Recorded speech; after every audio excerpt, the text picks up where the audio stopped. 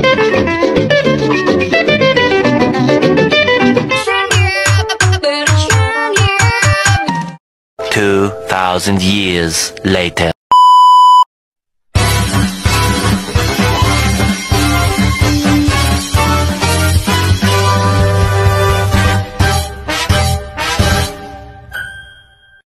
Assalamualaikum warahmatullahi wabarakatuh. Perkenalkan, nama saya Nunki Mustika Indriati, NIM C22021. Saya akan menjelaskan tentang epidemiologi kesehatan jiwa.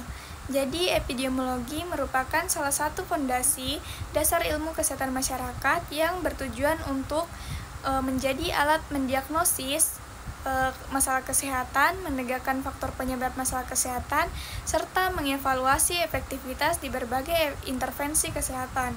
Kesehatan jiwa adalah bidang pengetahuan yang bertujuan untuk memahami, mencegah, dan menangani berbagai gangguan jiwa yang ada di masyarakat.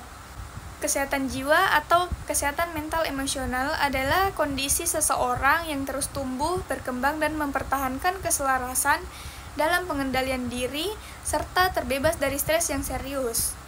Kemajuan teknologi membawa perubahan gaya masyarakat dan perubahan cara berpikir untuk membawa konsekuensi pada kesehatan jiwa karena tidak semua orang mampu menyesuaikan diri.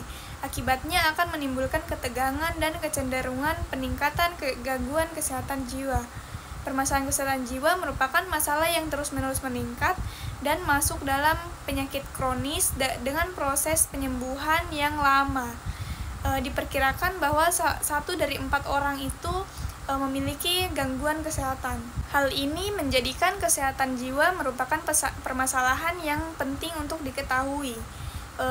Mental yang sehat tidak akan mudah terganggu oleh stresor, yang berarti mampu menahan diri dari tekanan-tekanan yang datang dari dirinya sendiri dan lingkungannya, sehingga hatinya selalu merasa tenang, aman, dan tentram. Kesehatan jiwa merupakan aspek penting dalam kehidupan manusia yang harus dijaga dan dipelihara. Salah satu cara untuk mengetahui kondisi kesehatan jiwa adalah untuk melakukan penilaian diri. Penilaian diri kesehatan jiwa adalah proses mengevaluasi diri sendiri pada emosional diri sendiri, dan penilaian ini dilakukan dengan berbagai cara, seperti menjawab kuesioner, melakukan tes psikolog, atau berdiskusi dengan profesional kesehatan mental.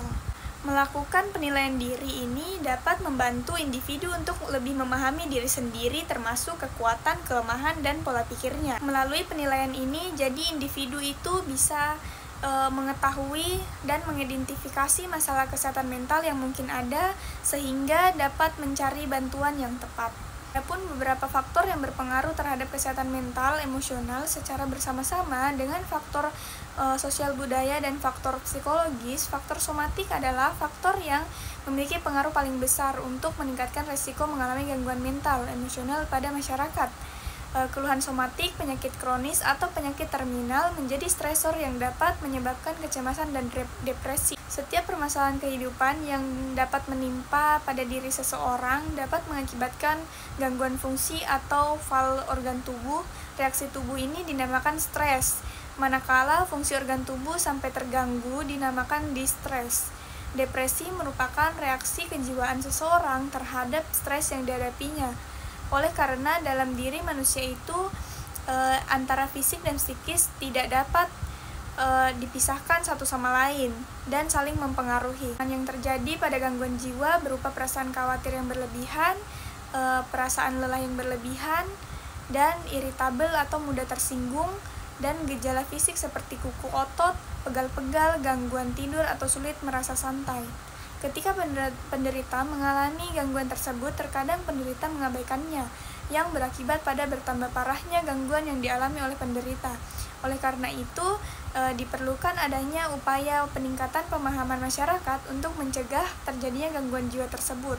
Adapun contoh kasus dari epidemiologi kesehatan jiwa merupakan depresi pada lanjut usia. Jadi depresi merupakan gangguan psikiatri umum pada lansia. Diagnosis terlambat dan pengobatan yang tidak tepat, terhambat hasil pengobatan yang maksimal. Tenaga kesehatan perlu membuat strategi pengobatan yang komprehensif. untuk mengatasi depresi pada lansia, termasuk metode penapisan depresi, intervensi psikologis, dan farmakemoterapi yang tepat. Depresi dapat diartikan suatu kondisi yang serius dengan melibatkan gejala-gejala dengan faktor yang mempengaruhi terjadinya faktor biologik, psikologik, dan faktor sosial. Faktor luar kurangnya social support, dukungan keluarga, lingkungan, dan tersedianya komunitas. Depresi merupakan gangguan mental yang ditandai dengan perasaan sedih terus-menerus, hilangnya kesenangan dan minat, timbulnya rasa bersalah, dan harga diri rendah. Depresi dapat disebabkan karena berbagai macam hal. Pada lansia sendiri, beberapa faktor risiko yang dapat menyebabkan depresi adalah usia, status pekerjaan, jenis kelamin, riwayat penyakit kronis, dan status perkawinan, tingkatan pendidikan, dan dukungan sosial.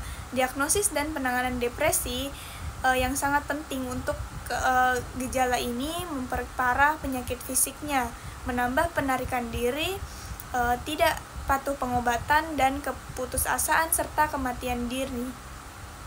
Perawatan andalannya adalah antidepresan atau psikoterapi, khususnya depresi. Itulah tadi materi yang bisa saya sampaikan, kurang lebihnya mohon dimaafkan. Wassalamualaikum warahmatullahi wabarakatuh.